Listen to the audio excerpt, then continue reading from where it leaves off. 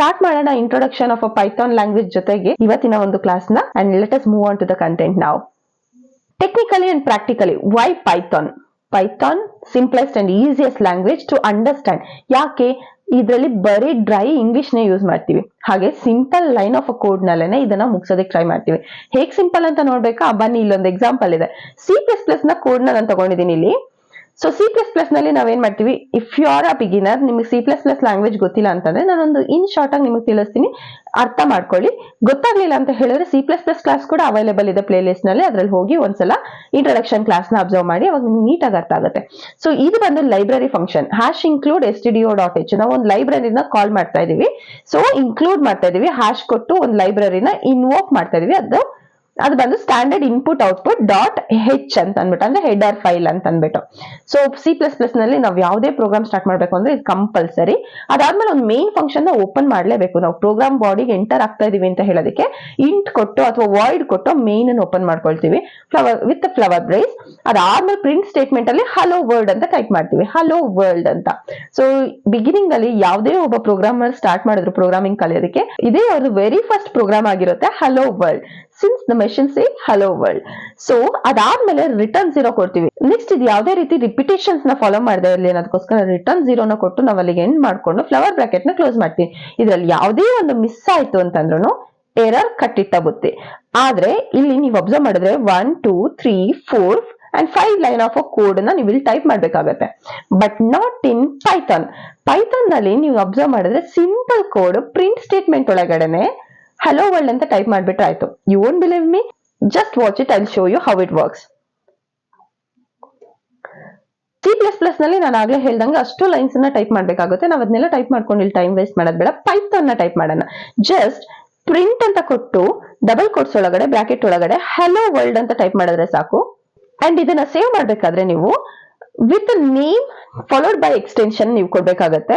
So ನಾನಿಲ್ಲಿ hello dot py ಅಂತ ಕೊಡ್ತಾ ಇದ್ದೀನಿ. ಪೈ ಏನು ಇಲ್ಲಿ ಎಕ್ಸ್ಟೆನ್ಷನ್ ಏನು, ನಾವು ಪೈಥಾನ್ ಮೇಲೆ ವರ್ಕ್ ಮಾಡ್ತಾ ಇದೀವಿ ಅಂತ ಸಿಸ್ಟಮ್ಗೆ ಅರ್ಥ ಮಾಡಿಸ್ತಾ ಇದೀವಿ ಸೇವ್ ಮಾಡುವಾಗ್ಲೇನೆ. ಸೊ ಇಲ್ಲಿ ನಾವ್ ಈ ರೀತಿ ಕೊಡ್ತಾ ಇದ್ದ ಹಾಗೇನೆ ನಾವು ರನ್ ಮಾಡ್ಕೋಬಹುದು. ಬಟ್ ಇಲ್ಲಿ ಒಂದು ಸಣ್ಣ ಎರರ್ ಏನು ಅಂತಂದ್ರೆ ಒಂದು ಡಬಲ್ ಕೋಟ್ ಮಿಸ್ ಆಗಿತ್ತು. ಸೊ ಒಂದು ಡಬಲ್ ಕೋಟ್ ಮಿಸ್ ಆಗಿತ್ತು, ಅದನ್ನ ಹಾಕಾದ್ಮೇಲೆ ಒಂದ್ಸಲ ಸೇವ್ ಮಾಡ್ಕೊಂಡು ನಾವು ರನ್ ಬಟನ್ ಮೇಲೆ ಕ್ಲಿಕ್ ಮಾಡಿದ್ರೆ ಹಲೋ ವರ್ಲ್ಡ್ ಬಂದು ನಮ್ಮ ಔಟ್ಪುಟ್ ವಿಂಡೋನಲ್ಲಿ ರಿಫ್ಲೆಕ್ಟ್ ಆಗೋಯ್ತು. You got my point, isn't it? So ಇಷ್ಟೇ ಸಿಂಪಲ್ ಆಗಿ ನಾವು ಔಟ್ಪುಟ್ ನ ಪೈಥಾನ್ ನಲ್ಲಿ ಎಕ್ಸಿಕ್ಯೂಟ್ ಮಾಡ್ಕೋಬಹುದು. ಪೈಥಾನ್ ನಲ್ಲಿ ಯಾವುದೇ ರೀತಿ ಆಡೆಡ್ ಫ್ಲೇವರ್ಸ್ ಬೇಕಾಗಿಲ್ಲ, just straight into the recipe ಹೋಗ್ಬೋದು ಅಷ್ಟೇನೆ. ಔಟ್ಪುಟ್ ನಮಗೆ ಸಿಕ್ಬಿಡುತ್ತೆ, ಡೆಲಿಷಿಯಸ್ ಫುಡ್. ಆಯ್ತಾ? So straight into the print statement ಗೆ ನಾವು ಹೋದ್ರೆ ಔಟ್ಪುಟ್ ನ ನಾವು ಪ್ರಿಂಟ್ ಮಾಡಿ ನೋಡ್ಬೋದು. ಸೊ ಇದು ಯಾಕೆ ಪೈಥಾನ್ ಅನ್ನೋದಕ್ಕೆ ನಾನು ಕೊಟ್ಟಂತ ಪ್ರಾಕ್ಟಿಕಲ್ ಡೆಫಿನೇಷನ್. ಸೊ ಸಿಂಪ್ಲಿ ಅದಕ್ಕಿಂತ ಇದು ಡಿಫ್ರೆಂಟ್, ಇದಕ್ಕಿಂತ ಅದು ಡಿಫ್ರೆಂಟ್ ಅಂತ ಕಲಿಯೋದಕ್ಕಿಂತ ನೀವು ಒಂದನ್ನ ಅರ್ಥ ಮಾಡ್ಕೊಳ್ಳಿ. Python is the easiest high level language which uses English for coding. ಇದರಲ್ಲಿ ಡಿಫೈನಿಂಗ್ ಕಂಪಲ್ಷನ್ ಇಲ್ಲ ಅಥವಾ ಇನಿಷಿಯಲೈಸೇಷನ್ ಕಂಪಲ್ಷನ್ ಇಲ್ಲ.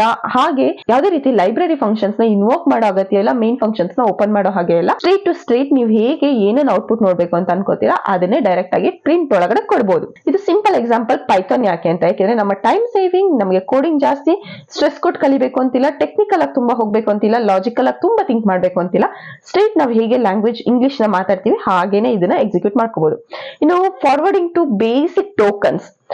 ಸೊ ಪ್ರತಿಯೊಂದು ಲ್ಯಾಂಗ್ವೇಜ್, ಪ್ರೋಗ್ರಾಮಿಂಗ್ ಲ್ಯಾಂಗ್ವೇಜ್ ನಲ್ಲೂ ಕೆಲವೊಂದು ಟೋಕನ್ಸ್ ಇರುತ್ತೆ.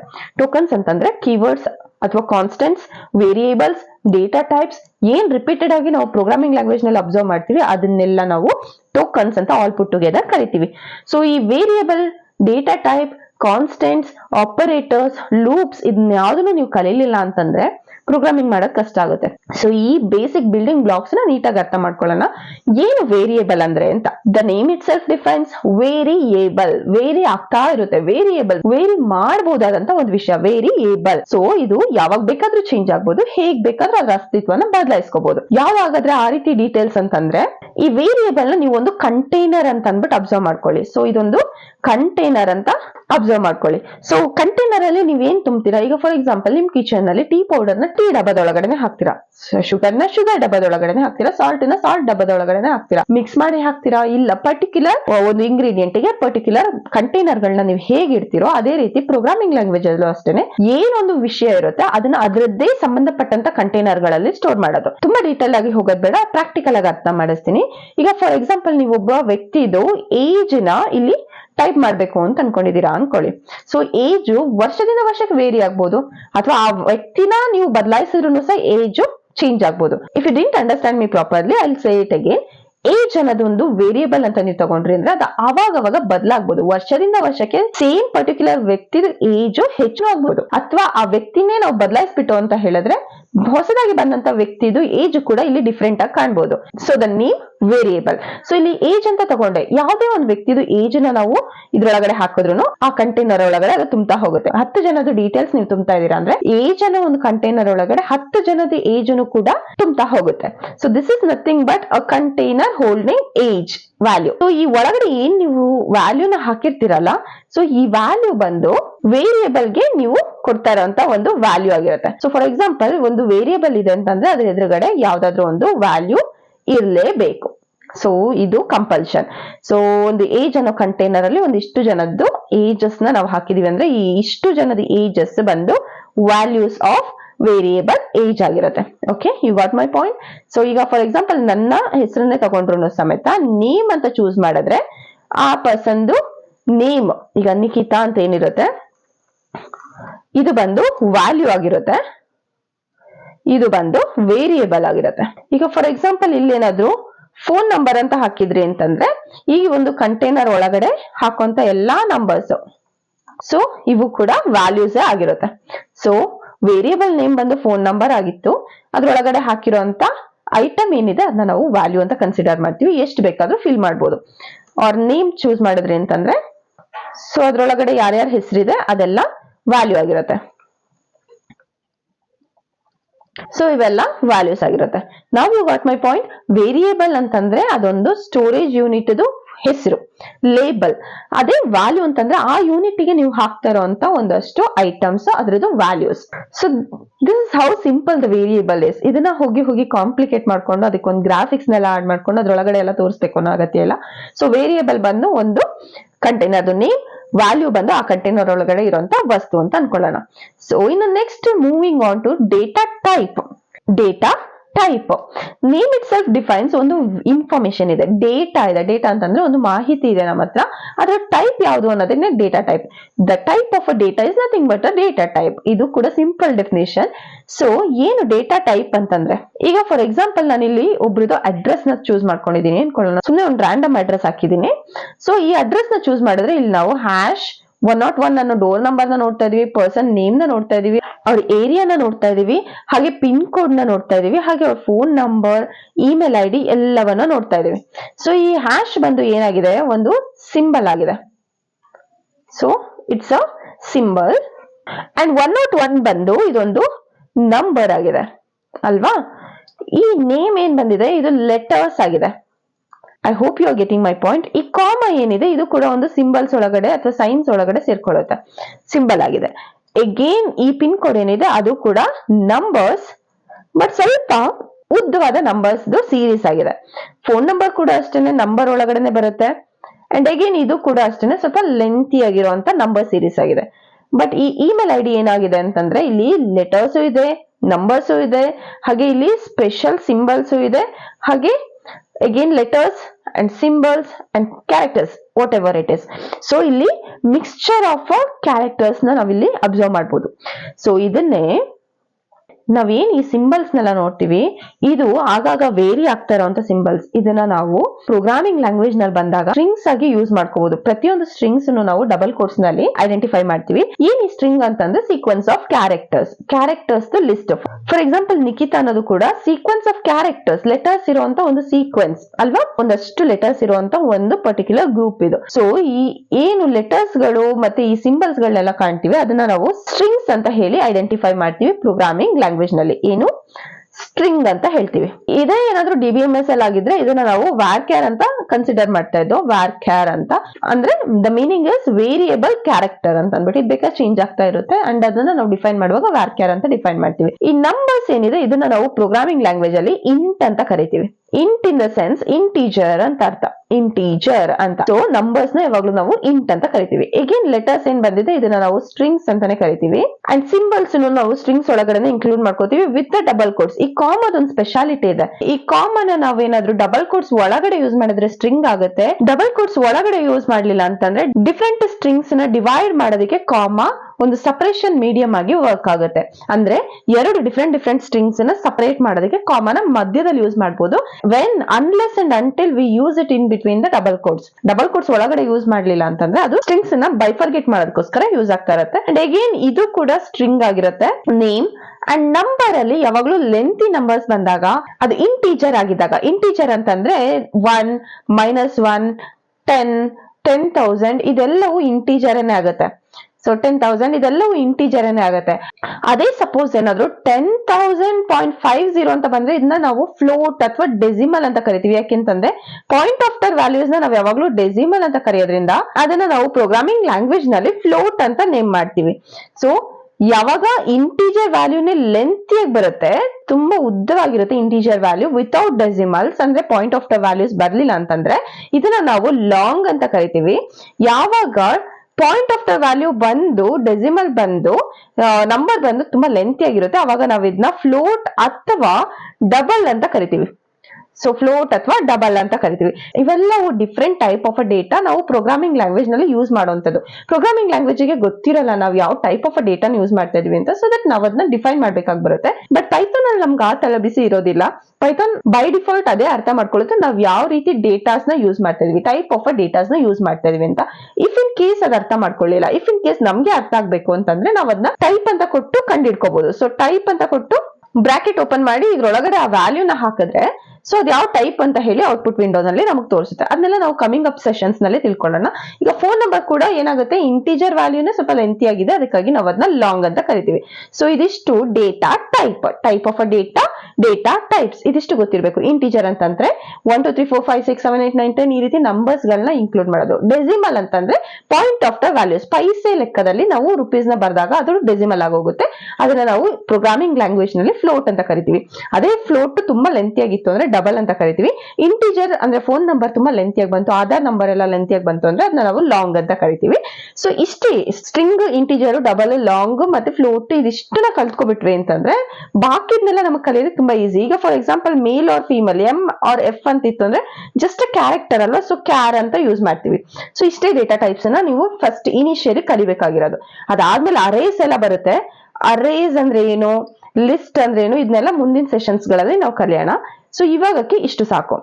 ಇನ್ನು ನೆಕ್ಸ್ಟ್ ಬಂದು ಆಪರೇಟರ್ಸ್. ಸೊ ಆಪರೇಟರ್ಸ್ ಏನಾದ್ರೂ ಒಂದು ಆಪರೇಷನ್ ನ ಮಾಡೋದಕ್ಕೋಸ್ಕರ ಯೂಸ್ ಆಗೋದು, ಆಪರೇಟ್ ಮಾಡುವಂತವು. ಸೊ ಯಾವ್ದವೆಲ್ಲ ಆಪರೇಟ್ ಮಾಡುವಂತವು? ಈಗ ಫಾರ್ ಎಕ್ಸಾಂಪಲ್ ನಾನೇನಾದ್ರೂ 2 + 2 = 4 ಅಂತ ಬರೆದ್ರೆ ಇಲ್ಲಿ 2 ಮತ್ತೆ 2 ಮಧ್ಯದಲ್ಲಿ ಒಂದು ಆಪರೇಷನ್ ನಡೆದಿದೆ, ಅದನ್ನ ನಾವು ಅಡಿಷನ್ ಅಂತ ಕರಿತೀವಿ. ಆಡ್ ಆಗಿದೆ. ಸೊ ಆಪರೇಷನ್ ನಡೆಯೋದಕ್ಕೆ ಸಹಾಯ ಮಾಡಿದಂತ ಸಿಂಬಲ್ ನ ನಾವು ಆಪರೇಟರ್ ಅಂತ ಕರಿತೀವಿ. ಇವನ್ನ ನಾವು ಆಪರಾಂಡ್ ಅಂತ ಕರಿತೀವಿ. ವ್ಯಾಲ್ಯೂಸ್ ಏನಿರುತ್ತೆ ಅದನ್ನ ಆಪರಾಂಡ್, ಹಾಗೆ ಹೆಲ್ಪ್ ಮಾಡಿದಂತ ಸಿಂಬಲ್ಸ್ ಗಳನ್ನ ನಾವು ಆಪರೇಟರ್ಸ್ ಅಂತ ಕರಿತೀವಿ. ಸೊ ಇಷ್ಟೇ ಡಿಫರೆನ್ಸ್. ಯಾವ್ದನ್ನ ಆಡ್ ಮಾಡ್ತೀವಿ ಅವು ಆಪರಾಂಡ್ಸ್, ಯಾವ್ದು ಆಡ್ ಮಾಡೋಕೆ ಅಥವಾ ಸಬ್ಸ್ಟ್ರಾಕ್ಷನ್ ಮಾಡೋದಕ್ಕೆ ಅಥವಾ ಯಾವುದೇ ಎಕ್ಸ್ಪ್ರೆಷನ್ಸ್ ನ ಮಾಡೋದಕ್ಕೆ ಹೆಲ್ಪ್ ಮಾಡುತ್ತೆ ಅಂತ ಸಿಂಬಲ್ಸ್ ಗಳನ್ನ ನಾವು ಆಪರೇಟರ್ಸ್ ಅಂತ ಕರಿತೀವಿ. ಅಂಡ್ ಫೈನಲ್ ಏನು ರಿಸಲ್ಟ್ ಬರುತ್ತೆ ಇದನ್ನ ನಾವು ವ್ಯಾಲ್ಯೂ ಅಥವಾ ರಿಸಲ್ಟ್ ಅಂತ ಹೇಳಿ ಕರಿತೀವಿ. ಸೊ ಅದು ಕೂಡ ಒಂದು ಆಪರಾಂಡ್ ಆಗೇನೆ ವರ್ಕ್ ಆಗ್ತಾ ಇರುತ್ತೆ. ಸೊ ಇದರಲ್ಲಿ 3 ಟೈಪ್ಸ್ ಇದೆ. ಒಂದು ಅರಿಥಮೆಟಿಕ್ ಆಪರೇಟರ್ಸ್, ಇನ್ನೊಂದು ರಿಲೇಷನಲ್ ಆಪರೇಟರ್, ಫೈನಲ್ ಆಗಿ ಒಂದು ಲಾಜಿಕಲ್ ಆಪರೇಟರ್. ಅರಿಥಮೆಟಿಕ್ ಆಪರೇಟರ್ಸ್ ಅಲ್ಲಿ ನಮಗೆ ಅಡಿಷನ್, ಸಬ್ಟ್ರಾಕ್ಷನ್, ಮಲ್ಟಿಪ್ಲಿಕೇಶನ್, ಡಿವಿಷನ್ ನ ನೋಡಬಹುದು. ರಿಲೇಷನಲ್ ಆಪರೇಷನ್ ಅಲ್ಲಿ ಒಂದು ಸೆಟ್ ಆಫ್ ಆಪರೇಷನ್ಗೂ ಇನ್ನೊಂದು ಸೆಟ್ ಆಫ್ ಆಪರೇಷನ್ಗೂ ಮಧ್ಯದಲ್ಲಿ ಏನ್ ರಿಲೇಶನ್ಶಿಪ್ ಇದೆ ಅನ್ನೋದನ್ನ ನಾವು ಕಂಡಿಡ್ತೀವಿ. ಇದಕ್ಕಿಂತ ಇದು ಗ್ರೇಟರ್ ದೆನ್ ಅಥವಾ ಇದಕ್ಕಿಂತ ಇದು ಲೆಸರ್ ದೆನ್, ಈ ರೀತಿ ಸಂಬಂಧಗಳನ್ನ ನಾವು ರಿಲೇಷನ್ಸ್ ನ ನಾವು ಕಂಡುಹಿಡಿಯೋದ್ರಿಂದ ಅದನ್ನ ರಿಲೇಷನಲ್ ಆಪರೇಟರ್ಸ್ ಅಂತ ಕರಿತೀವಿ. ಅದರಲ್ಲಿ greater than, lesser than, equal to ಮತ್ತೆ ನಾಟ್ ಈಕ್ವಲ್ ಟು, ಇದ್ರಲ್ಲಿ ಇನ್ನೂ ತುಂಬಾ ಬರ್ತಾ ಹೋಗುತ್ತೆ. Greater than or equal to, lesser than or equal to, not equal to, ಈ ರೀತಿ ಎಲ್ಲ ತುಂಬಾ ಬರುತ್ತೆ.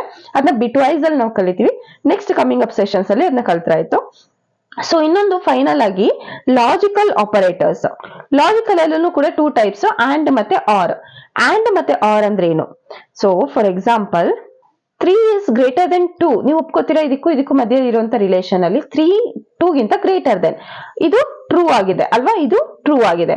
ಅಂಡ್ ಇಲ್ಲಿ 4 is greater than 2, ಇದು ಕೂಡ ನೀವು ಟ್ರೂನಾ ಫಾಲ್ಸ್ ಅಂತ ಕೇಳಿದ್ರೆ ಟ್ರೂ ಅಂತಾನೆ ಹೇಳ್ತೀರಾ ಅಲ್ವಾ. ಈ ಎರಡು ಕಂಡೀಷನ್ ಮಧ್ಯದಲ್ಲಿ ಆಂಡ್ ಆಪರೇಟರ್ ಬಂದ್ರೆ ಈ ಎರಡು ಟ್ರೂ ಆಗಿದ್ರೆ ಮಾತ್ರ ರಿಸಲ್ಟ್ ಕೂಡ ಟ್ರೂ ಆಗಿ ಬರುತ್ತೆ. So when both the conditions are true, the result will be true.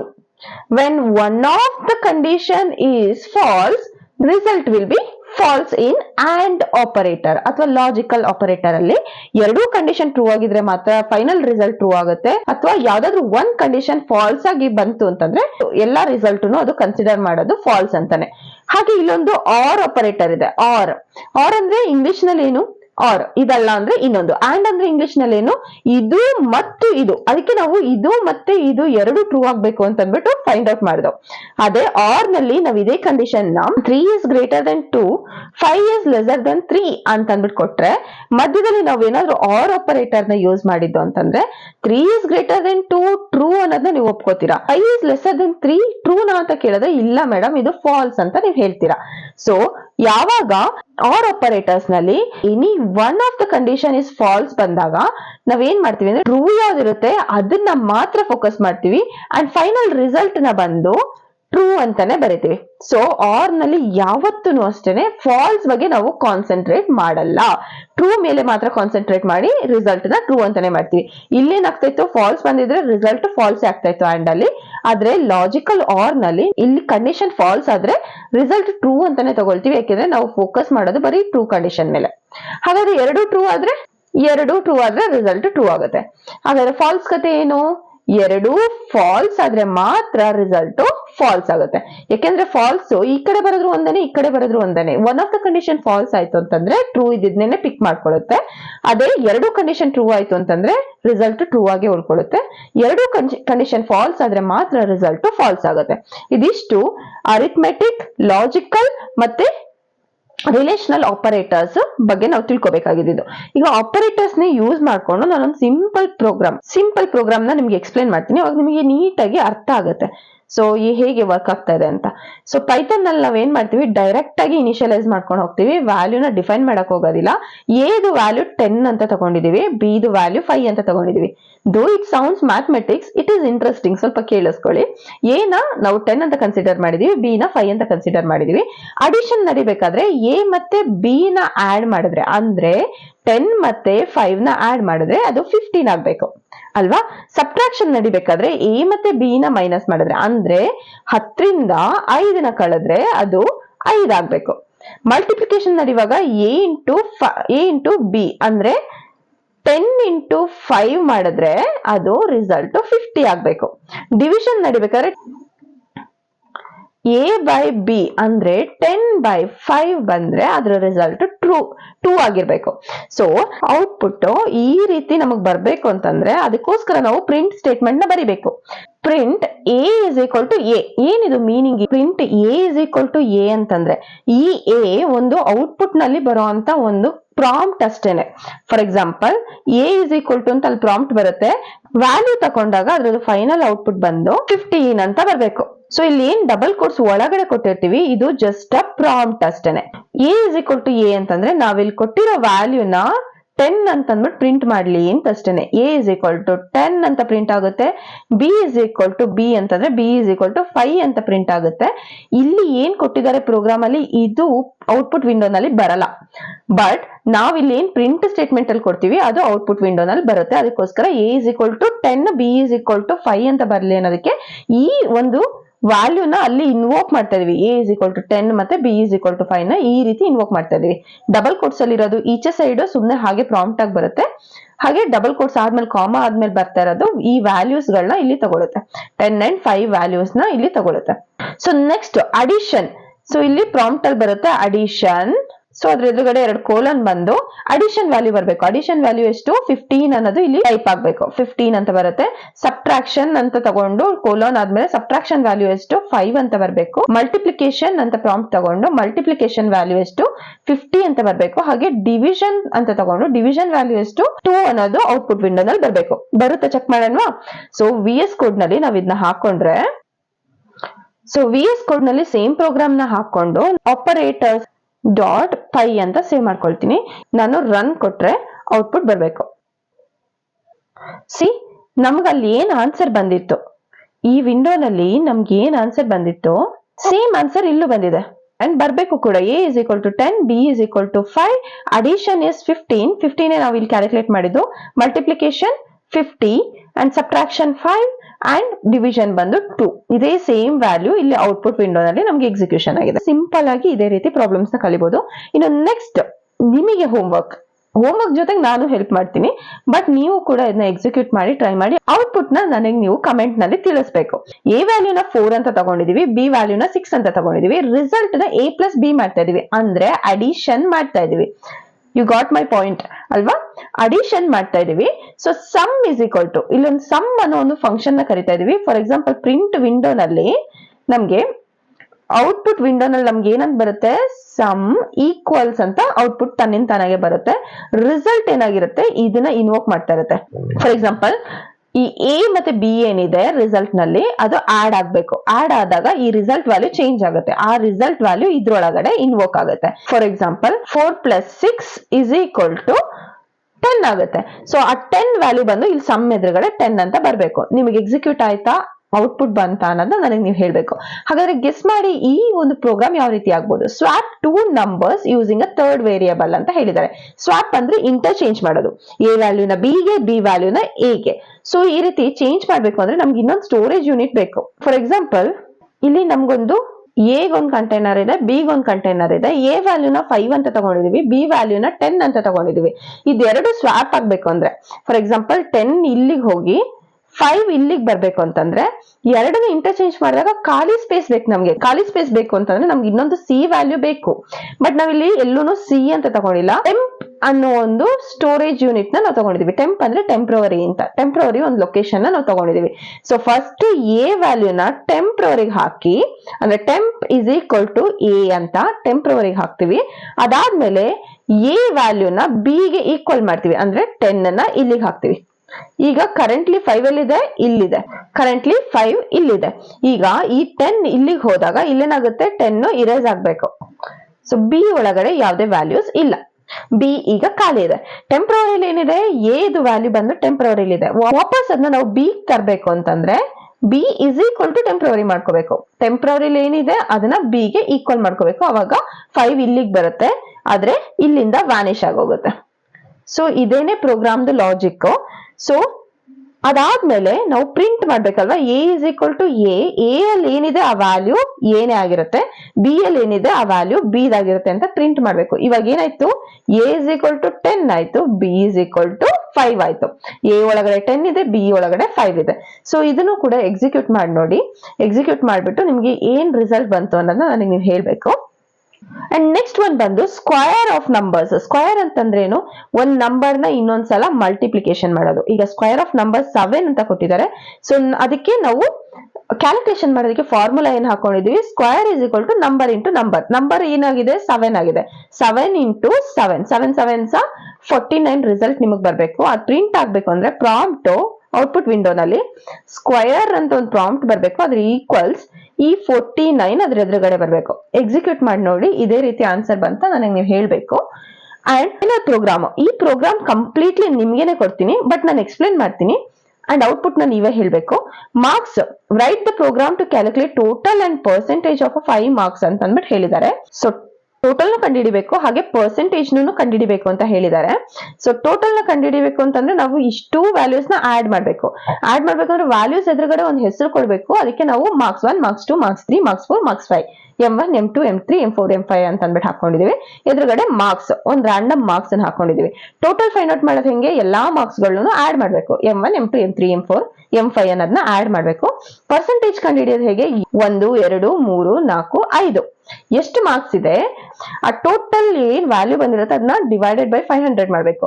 ಯಾಕೆಂದ್ರೆ ಇದನ್ನೆಲ್ಲ 100 out of 80, 100 out of 75, 100 out of 90 ಈ ರೀತಿ ಕ್ಯಾಲ್ಕುಲೇಟ್ ಮಾಡಿರೋದ್ರಿಂದ 5 ಮಾರ್ಕ್ಸ್ ಇರೋದ್ರಿಂದ 5 ಮಾರ್ಕ್ಸ್ ಇಂಟು 100 ಅಂದ್ರೆ 500. ಟೋಟಲ್ ವ್ಯಾಲ್ಯೂ ಏನ್ ಸಿಕ್ಕಿತ್ತು ಅದನ್ನ 500 ಇಂದ ಡಿವೈಡೆಡ್ ಮಾಡಿ ಇಂಟು 100 ಮಾಡಿದ್ರೆ ಪರ್ಸೆಂಟೇಜ್ ಸಿಕ್ಬಿಡುತ್ತೆ. ಸೊ ಅದು ರಿಫ್ಲೆಕ್ಟ್ ಆಗ್ಬೇಕಲ್ವಾ, ಅದಕ್ಕೆ ಪ್ರಿಂಟ್ ವಿಂಡೋದಲ್ಲಿ total is equal to total ಅಂತ ಇನ್ವೋಕ್ ಮಾಡ್ತೀವಿ. ಅವಾಗ ಈ 5 ಮಾರ್ಕ್ಸ್ ಏನ್ ಆಡ್ ಮಾಡಿರ್ತೀವಿ ಅದು ಇಲ್ಲಿ ರಿಫ್ಲೆಕ್ಟ್ ಆಗುತ್ತೆ. ಟೋಟಲ್ ಇಸ್ ಈಕ್ವಲ್ ಟು ಎಷ್ಟು ಮಾರ್ಕ್ಸ್ ಅಂತ. Percentage is equal to percentage ಅಂತ ಇನ್ವೋಕ್ ಮಾಡ್ತಾ ಇದೀವಿ. ಈ ಫಾರ್ಮುಲಾದಿಂದ ಏನ್ ಕ್ಯಾಲ್ಕುಲೇಟ್ ಆಗುತ್ತೆ ಅದು ಇಲ್ಲಿ ಬರುತ್ತೆ. Percentage equal to sum values ಅಂತ ಅಂದ್ಬಿಟ್ಟು ಏನ್ ವ್ಯಾಲ್ಯೂ ಬಂದಿತ್ತು ಅಂತ ನೀವು ಈ ಮೇಲಿನ 3ನ ರಿಸಲ್ಟ್ ಹೇಳಲೇಬೇಕು ಅಂತಿಲ್ಲ, ಯಾಕಂದ್ರೆ ನಾನು ಎಕ್ಸಿಕ್ಯೂಟ್ ಮಾಡಿ ತೋರಿಸಿದೀನಿ.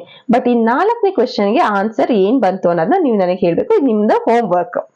ಸೊ ಫೈನಲ್ ಆಗಿ ಆಸ್ ಪ್ರಾಮಿಸ್ಡ್ ನಾವು ಲೀಡ್ ಕೋಡ್ ನ ಸಾಲ್ವ್ ಮಾಡ್ತೀವಿ ಅಂತ ಹೇಳಿದ್ದು. ಪೈಥಾನ್ ರಿಲೇಟೆಡ್ ಒಂದು ಬೇಸಿಕ್ ಲೀಡ್ ಕೋಡ್ ನ ಸಾಲ್ವ್ ಮಾಡೋಣ. Given an array of integer numbers and an integer target. Array ಅಂದ್ರೆ ಏನು ಅನ್ನೋದ್ರ ಬಗ್ಗೆ ಡೀಟೇಲ್ಡ್ ಆಗಿ ತಿಳ್ಕೊಳ್ಳೋಣ ನೆಕ್ಸ್ಟ್ ಕ್ಲಾಸ್ ಅಲ್ಲಿ. ಬಟ್ ಇವಾಗ ನಾನು ಸ್ವಲ್ಪ ನಾಲೆಡ್ಜ್ ಅದ್ರ ಬಗ್ಗೆ ಕೊಡ್ತೀನಿ.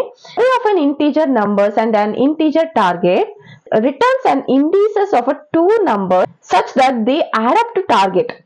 You may assume that each input would have exactly one solution and you may not use the same element twice. You can return the answer in any order. ಇದೊಂದು condition ಕೊಟ್ಟಿದ್ದಾರೆ ಒಂದು salvation ಮಾಡೋದಕ್ಕೆ. So ಒಂದು ಅರೇನಲ್ಲಿ ಒಂದಷ್ಟು values ಇದೆ ಅಂತೆ. ಅರೇ ಅಂದ್ರೆ ಏನು ಅಂತಂದ್ರೆ ನಾವ್ ಈ ರೀತಿ ಸ್ಕ್ವೇರ್ ಬ್ರಾಕೆಟ್ ಒಳಗಡೆ ಅಥವಾ ಈ ರೀತಿ ಫ್ಲವರ್ ಬ್ರಾಕೆಟ್ ಒಳಗಡೆ ಸ್ವಲ್ಪ ವ್ಯಾಲ್ಯೂಸ್ ನ ಹಾಕ್ತಿವಿ. ಫಾರ್ ಎಕ್ಸಾಂಪಲ್ ಆಗ್ಲೇ ನಾವು a is equal to 5, b is equal to 10 ಅಂತ ಅಂದ್ಬಿಟ್ಟು ನೋಡ್ದೋ. But a is equal to 5, 6, 6, 7, 7, 8, 10, 11 ಈ ರೀತಿ ನಾವು ನೋಡೋದಕ್ಕಾಗ್ಲಿಲ್ಲ. ಯಾವಾಗ್ಲೂ ಒಂದ್ ವೇರಿಯೇಬಲ್ಗೆ ಎದುರುಗಡೆ ಖಾಲಿ ಏನಾದ್ರು ಬ್ರೇಸಸ್ ಇಲ್ಲದೇನೆ ವ್ಯಾಲ್ಯೂನ ಹಾಕ್ತಾ ಇದೀವಿ ಅಂದ್ರೆ ಒಂದೇ ವ್ಯಾಲ್ಯೂ ಹಾಕಕ್ಕಾಗೋದು. ಅದೇ ಈ ಎಗೆ ನಾನು 5, 6, 7, 8 ಅನ್ನೋ ವ್ಯಾಲ್ಯೂಸ್ ನ ತುಂಬಬೇಕು ಅಂದ್ರೆ ಅದ್ರೊಳಗಡೆ ಫ್ಲವರ್ ಬ್ರಾಕೆಟ್ ಇರ್ಬೇಕು, ಇಲ್ಲ ಅಂತಂದ್ರೆ ಅಟ್ಲೀಸ್ಟ್ ಸ್ಕ್ವೇರ್ ಬ್ರಾಕೆಟ್ ಇರ್ಬೇಕು. So b is equal to 10 and 11 ಅಂತ ಹಾಕ್ಬೇಕು ಅಂದ್ರೆ 10, 11 ಹಾಕ್ಬೇಕು ಅಂದ್ರೆ ಫ್ಲವರ್ ಬ್ರಾಕೆಟ್ ಇರ್ಬೇಕು. ಸೊ ಈ ರೀತಿ ಆಲ್ ಪುಟ್ ಟುಗೆದರ್ ಒಂದಷ್ಟು ಸೀಕ್ವೆನ್ಸ್ ಆಫ್ ನಂಬರ್ಸ್ ವ್ಯಾಲ್ಯೂಸ್ ನ ನಾವು ಒಂದು ವೇರಿಯೇಬಲ್ ಹಾಕ್ಬೇಕು ಅಂದ್ರೆ ಅರೇಸ್ ನಮಗ್ ಬೇಕು. ಅದೊಂದು ಕಂಟೈನರ್, ಲಾರ್ಜ್ ಕಂಟೈನರ್, ಅದರಲ್ಲಿ ಹ್ಯೂಜ್ ನಂಬರ್ ಆಫ್ ವ್ಯಾಲ್ಯೂಸ್ ಇರುತ್ತೆ. ಸೊ ಅದಕ್ಕೆ ನಾವು ಅರೇನ square brackets and flower brackets ನಲ್ಲಿ ಯೂಸ್ ಮಾಡ್ಕೋಬಹುದು. ಸೊ ಈಗಕ್ಕೆ ನಾನು ಇಲ್ಲಿಗೆ ಸ್ಟಾಪ್ ಮಾಡ್ತೀನಿ ಅರೇನ. ಬಟ್ ನೆಕ್ಸ್ಟ್ ನಾನು ಅದ್ರ ಬಗ್ಗೆ ನೆಕ್ಸ್ಟ್ ಕ್ಲಾಸ್ ನಲ್ಲಿ ಎಕ್ಸ್ಪ್ಲೇನ್ ಮಾಡ್ತೀನಿ. ಸೊ ಆ ರೀತಿ ಒಂದು ಅರೇ ಸೆಟ್ ಅಲ್ಲಿ ನೀವು ಯಾವುದೇ 2 ವ್ಯಾಲ್ಯೂಸ್ ನ ಆಡ್ ಮಾಡಿದ್ರೆ ಟಾರ್ಗೆಟ್ ವ್ಯಾಲ್ಯೂ ಬರಬೇಕು ಅಂತ ಹೇಳಿದ್ದಾರೆ. ಇಲ್ಲಿ ನಂಬರ್ಸ್ ಈ ಬ್ರಾಕೆಟ್ ಒಳಗಡೆ ಮೆನ್ಷನ್ ಮಾಡಿದ್ದಾರೆ, ಸ್ಕ್ವೇರ್ ಬ್ರಾಕೆಟ್ ಒಳಗಡೆ. ಟಾರ್ಗೆಟ್ ನ ಈ ರೀತಿ ಸಪರೇಟ್ ಆಗಿ ಕಾಮಾ ಆಫ್ಟರ್ ಕಾಮಾ ಇಲ್ಲೂ ಕೂಡ ಇದೆ ನೋಡಿ, ಕಾಮಾ ಆಫ್ಟರ್ ಮೆನ್ಷನ್ ಮಾಡಿದ್ದಾರೆ. ಸೊ ಟಾರ್ಗೆಟ್ ಬಂದು 9 ನಮ್ಗಿಲ್ಲಿ. ಸೊ 9 ಅನ್ನೋ ಟಾರ್ಗೆಟ್ ವ್ಯಾಲ್ಯೂ ಬರ್ಬೇಕು ಅಂದ್ರೆ ಯಾವ್ದಾದ್ರು 2 ವ್ಯಾಲ್ಯೂಸ್ ನ ಈ ಅರೇನಲ್ಲಿ ನೀವು ಆಡ್ ಮಾಡ್ಬೇಕಂತೆ. ಆದ್ರೆ ಮತ್ತೆ ಅದನ್ನ ರಿಪೀಟ್ ಮಾಡೋಂಗಿಲ್ಲ. 11 and 15 ಮತ್ತೆ ಪುನಃ ಟ್ರೈ ಮಾಡೋಂಗಿಲ್ಲ 15 and 11 ಅಂತ. ಆದ್ರೆ ನೀವು ಇಂಟರ್ಚೇಂಜ್ ಮಾಡ್ಬೋದು. 2 and 11 and 2 and 15, 7 and 15, 7 and 11 ಈ ರೀತಿ ಇಂಟರ್ಚೇಂಜ್ ಮಾಡಿ ನೀವು ಬೇಕಾದ್ರೆ ಆಡ್ ಮಾಡಿ ಟ್ರೈ ಮಾಡಿ ನೋಡ್ಬೋದು. ಇದು ಸಿಂಪಲ್ ಆಗಿರೋದ್ರಿಂದ ನಾನೇನ್ ಹೆಚ್ಚಿಗೆ ಹೇಳ್ಬೇಕು ಅಂತಿಲ್ಲ, ನೀವೇ ಹೇಳ್ಬಿಡ್ತೀರಾ ಇಲ್ಲಿ 2 and 7 ನ ಆಡ್ ಮಾಡಿದ್ರೆ ನಮ್ ಟಾರ್ಗೆಟ್ ವ್ಯಾಲ್ಯೂ 9 ಸಿಗುತ್ತೆ ಅಂತ. ಬಟ್ ಪ್ರೋಗ್ರಾಮ್ ನಾನು ಎಕ್ಸ್ಪ್ಲೇನ್ ಮಾಡ್ಬೇಕಲ್ವಾ. ಸೊ ಇಲ್ಲಿ ನಾವು ಡಿಫೈನ್ ಮಾಡ್ತಾ ಇದೀವಿ ಒಂದು ಫಂಕ್ಷನ್ ನ. ಸೊ ಇಲ್ಲಿ ಫಂಕ್ಷನ್ ಅಂದ್ರೆ ಏನು ಅನ್ನೋದನ್ನು ಸಮೇತ ನಾವು ನೆಕ್ಸ್ಟ್ ಕ್ಲಾಸ್ ನಲ್ಲಿ ತಿಳ್ಕೊಳ್ಳೋಣ. ಫಂಕ್ಷನ್ ನ ಡಿಫೈನ್ ಮಾಡ್ತಾ ಇದೀವಿ. ನನ್ಗೆ ಆಡಿಂಗ್ ಟು ಸಮ್ ವ್ಯಾಲ್ಯೂದು ಒಂದು ಫಂಕ್ಷನ್ ನ ಡಿಫೈನ್ ಮಾಡ್ತಾ ಇದೀವಿ. ಒಂದು ನಂಬರ್ ಗಳನ್ನ ಆಡ್ ಮಾಡಿದಾಗ, ಒಂದಷ್ಟು ನಂಬರ್ ಗಳನ್ನ ಆಡ್ ಮಾಡಿದಾಗ ಟಾರ್ಗೆಟ್ ವ್ಯಾಲ್ಯೂ ಸಿಗ್ಬೇಕು ಅನ್ನೋ ರೀತಿ ಒಂದು ಡೆಫಿನಿಷನ್ ನ ಕೊಡ್ತಾ ಇದೀನಿ ನಾನು ಫಂಕ್ಷನ್ಗೆ. ಇದಕ್ಕೆ ನಾನು ಫಾರ್ ಲೂಪ್ ಅನ್ನ ಯೂಸ್ ಮಾಡ್ತಾ ಇದೀನಿ. ನೆಕ್ಸ್ಟ್ ಕ್ಲಾಸ್ ನಲ್ಲಿ ನಾವು ಫಾರ್ ಲೂಪ್ ಅಂದ್ರೆ ಏನು ಅನ್ನೋದನ್ನು ತಿಳ್ಕೊಳ್ತೀವಿ. ಫಾರ್ ಲೂಪ್ ನ ಯೂಸ್ ಮಾಡ್ತಾ ಇದೀವಿ, ಹಾಗೆ ರೇಂಜ್ ನ ಯೂಸ್ ಮಾಡ್ತಾ ಇದೀವಿ. ರೇಂಜ್ ಅಂದ್ರೆ ಏನು ಅನ್ನೋದ್ರ ಬಗ್ಗೆ ಆಲ್ರೆಡಿ ನಾನು ಶಾರ್ಟ್ ವಿಡಿಯೋ ಮಾಡಿದೀನಿ, ಬಟ್ ಅರ್ಥ ಆಗಿರಲ್ಲ. ಅದಕ್ಕೋಸ್ಕರ ರೇಂಜ್ ಬಗ್ಗೆ ನಾನು ಇನ್ ಡೀಟೇಲ್ ಆಗಿ ನೆಕ್ಸ್ಟ್ ಕ್ಲಾಸ್ ನಲ್ಲಿ ತಿಳಿಸ್ಕೊಡ್ತೀನಿ. ಸೊ ಈ ಲೆನ್ ಅಂದ್ರೆ ಏನು, ಲೆನ್ ಅಂದ್ರೆ ಏನು ಅನ್ನೋದ್ರ ಬಗ್ಗೆನೂ ನಾನು ಇನ್ ಡೀಟೇಲ್ ಆಗಿ ಹೇಳ್ತೀನಿ. ಬಟ್ ಈಗ as of now length of a numbers. For example 2, 7, 11, 15 ಅಂತ ಇದೆ. ಒಟ್ಟು ಎಷ್ಟು ನಂಬರ್ಸ್ ಇದೆ ಅಂತ ಕೇಳಿದ್ರೆ ನೀವು 4 ಅಂತ ಹೇಳ್ತೀರಾ. ಅದೇ 4 ಇಲ್ಲಿ ಲೆಂತ್. ಸೊ ಒಂದು length of a number list ನಲ್ಲಿ ನೀವು ಇಷ್ಟು ನಂಬರ್ಸ್ ಗಳನ್ನ ಆಡ್ ಮಾಡ್ಕೊಂಡಿದ್ದೀರಾ. ಇನ್ನು ಫಾರ್ ಲೂಪ್ ಅದರಲ್ಲಿ ಐ ಅನ್ನೋದು ಯಾವುದೇ ಎಲಿಮೆಂಟ್ ಬೇಕಾದ್ರೂ ಆಗಿರ್ಬೋದು. ಅದು ಫಸ್ಟ್ ಎಲಿಮೆಂಟ್ 2 ಕೂಡ ಐ ಆಗಿರ್ಬೋದು, ಅಥವಾ 7 ಕೂಡ ಐ ಆಗಿರ್ಬೋದು. ಅದೇ ಜೆ ನ ಅದೇ ರೇಂಜ್ ಅಲ್ಲೇ ಪಿಕ್ ಮಾಡಿದ್ರೆ, ಫಾರ್ ಎಕ್ಸಾಂಪಲ್ 2 ಜೊತೆಗೆ 7 ನ ಆಡ್ ಮಾಡ್ತೀನಿ ಅಂದ್ರೆ 2i ಆಗಿರುತ್ತೆ, 7j ಆಗಿರುತ್ತೆ. i+1 ಅಂತಂದ್ರೆ ಇದ್ರ ಅರ್ಥ ಏನಂದ್ರೆ ಒಂದು ಪೊಸಿಷನ್ ಮುಂದೆ ಮಾತ್ರ ನಾವು ಇದನ್ನ ಚೆಕ್ ಮಾಡ್ತಾ ಹೋಗ್ಬೇಕು. ಫಾರ್ ಎಕ್ಸಾಂಪಲ್ 2 ಇಂದ 1 ಪೊಸಿಷನ್ ಮುಂದೆ 7 ನ ನಾವು j ಅಂತ ಕನ್ಸಿಡರ್ ಮಾಡಬೇಕು. 7 ಇಂದ 1 ಪೊಸಿಷನ್ ಮುಂದೆ 11 ನ ನಾವು j ಅಂತ ಕನ್ಸಿಡರ್ ಮಾಡಬೇಕು. 11 ಇಂದ 1 ಪೊಸಿಷನ್ ಮುಂದೆ 15 ನ j ಅಂತ ಕನ್ಸಿಡರ್ ಮಾಡಬೇಕು. 1 ಪೊಸಿಷನ್ ಹಿಂದೆ ಇದ್ದಿದ್ದು i, 1 ಪೊಸಿಷನ್ ಮುಂದೆ ಇದ್ದಿದ್ದು j ಆಗಿರುತ್ತೆ. So length of a numbers ಏನಿದೆ ಅದರಲ್ಲೇ ಅದನ್ನ ಪಿಕ್ ಮಾಡ್ಕೊಂಡು ಆಡ್ ಮಾಡಿದ್ರೆ i plus j equals to target ಆಗುತ್ತೆ. For example 2 plus 7 is equal to 9 ಆಗುತ್ತೆ, ಅಥವಾ 11 plus 15 is equal to 9 ಆಗ್ಬೇಕು ಅಂತ ಅಂದ್ಬಿಟ್ಟು ನಾವ್ ಇಲ್ಲಿ ಫೈಂಡ್ ಔಟ್ ಮಾಡ್ತಾ ಇರ್ತೀವಿ. ಆಕ್ಚುಲಿ ಇಲ್ಲಿ 9 ಆಗಲ್ಲ, 11 plus 15, ಬಟ್ ಪ್ರೋಗ್ರಾಮ್ ಅಲ್ಲಿ ನಾವ್ ಅದನ್ನ ಫೈಂಡ್ ಔಟ್ ಮಾಡ್ತಾ ಇರ್ತೀವಿ. ಸೊ ಅದಾದ್ಮೇಲೆ i ಮತ್ತೆ j ಏನಾಗಿರುತ್ತೆ ಅನ್ನೋದನ್ನ ರಿಟರ್ನ್ ಮಾಡು, ನನಗೆ ತೋರಿಸ್ಕೊಡು ಅಂತ ನಾವ್ ಹೇಳ್ತಾ ಇದೀವಿ. ಈ ಟಾರ್ಗೆಟ್ ಸ್ಯಾಟಿಸ್ಫೈ ಆಯ್ತು, 2 plus 7 ಬಂದಾಗ ನಮಗೆ 9 ಸಿಕ್ಬಿಡ್ತು, ಸ್ಯಾಟಿಸ್ಫೈ ಆಯ್ತು ಅಂದ್ರೆ i ಮತ್ತೆ j ಯಾವ್ದು ಅಂತ ತೋರಿಸ್ಕೊಡು ಅಂದ್ರೆ ಆ 2 ಮತ್ತೆ 7 ಯಾವ್ದು ಅಂತ ತೋರಿಸ್ಕೊಡು ಅಂತ. ಬಟ್ ಇಲ್ಲಿ 2 and 7 ಅಂತಾನೆ ರಿಫ್ಲೆಕ್ಟ್ ಆಗಲ್ಲ, ಅದ್ರ ಪೊಸಿಷನ್ಸ್ ರಿಫ್ಲೆಕ್ಟ್ ಆಗುತ್ತೆ. ಈ ಒಂದು ಲಿಸ್ಟ್ ನಲ್ಲಿ 2 ಬಂದು 0 ಪೊಸಿಷನ್ ಅಲ್ಲಿ ಇದೆ, 7 ಬಂದು 1 ಪೊಸಿಷನ್, 2 3 ಪೊಸಿಷನ್ ಅಲ್ಲಿ ಇದೆ. 4 ನಂಬರ್ಸ್ ಇರುವಂತ ಒಂದು ಅರೇ ನಲ್ಲಿ 0 ಪೊಸಿಷನ್ ಅಲ್ಲಿರೋ 2 ನ ಆಡ್ ಮಾಡಿದ್ರೆ ಮತ್ತೆ 1 ಪೊಸಿಷನ್ ಅಲ್ಲಿರೋ 7 ನ ಆಡ್ ಮಾಡಿದ್ರೆ ನಮ್ಗೆ ಟಾರ್ಗೆಟ್ 9 ಸಿಗುತ್ತೆ ಅನ್ನೋದು ಆನ್ಸರ್ ಆಗಿದೆ. ಸೊ ಲೀಡ್ ಕೋಡ್ ಸಮೇತ ನಾವು ಪ್ರಾಕ್ಟೀಸ್ ಮಾಡಿ ಟ್ರೈ ಮಾಡಿ ಆಗಿದೆ. ನೆಕ್ಸ್ಟ್ ಕ್ಲಾಸಿಗೆ ನಮ್ಗೆ ವಾಟ್ ಎಕ್ಸ್ಟ್ರಾ ಟು ಲರ್ನ್ ಅನ್ನೋದು ಕೂಡ ಸಿಕ್ಕಿದೆ. ಹೋಪಿಂಗ್ ದಟ್ ಇವತ್ತಿನ ಕ್ಲಾಸ್ ಇಂಟ್ರೆಸ್ಟಿಂಗ್ ಆಗಿತ್ತು ಅಂತ ನಾನು ನಂಬ್ತೀನಿ. ಇಂಟ್ರೆಸ್ಟಿಂಗ್ ಆಗಿತ್ತು ಅಂತಂದ್ರೆ ಹೌದು ಇಂಟ್ರೆಸ್ಟಿಂಗ್ ಆಗಿತ್ತು ಅಂತ ಕಮೆಂಟ್ ಸೆಕ್ಷನ್ ನಲ್ಲಿ ತಿಳಿಸಿ. ಗೊತ್ತಿರೋ ಹೋಮ್ವರ್ಕ್ ನ ಮಾಡಿ ಕಮೆಂಟ್ ಸೆಕ್ಷನ್ ನಲ್ಲಿ ಆನ್ಸರ್ ನ ತಿಳಿಸೋದನ್ನ ಮರಿಬೇಡಿ. ಹಾಗೆ ನೆಕ್ಸ್ಟ್ ನೀವು ಏನನ್ನ ಪೈಥಾನ್ ನಲ್ಲಿ ಕಲಿಯೋದಕ್ಕೆ ಇಷ್ಟಪಡ್ತೀರಾ ಅನ್ನೋ ಸಜೆಷನ್ ನೀವು ಕಮೆಂಟ್ ಬಾಕ್ಸ್ ನಲ್ಲಿ ತಿಳಿಸಬಹುದು. ಹಾಗೆ ಏನು ಎಕ್ಸ್ಟ್ರಾ ಲಿಸ್ಟ್ ಗಳನ್ನ ನಾವು ರೆಡಿ ಮಾಡ್ಕೊಂಡಿದೀವಿ ಇದ್ರ ಬಗ್ಗೆನೇ ಕ್ಲಾಸ್ ನ ನೆಕ್ಸ್ಟ್ ಕ್ಲಾಸ್ ನಲ್ಲಿ ಮಾಡ್ತಾ ಇರ್ತೀವಿ with interesting other programming examples and practical sessions and also the lead code. Until then, keep practicing. Don't miss watching Technic channel. Thank you so much. Love you. Bye.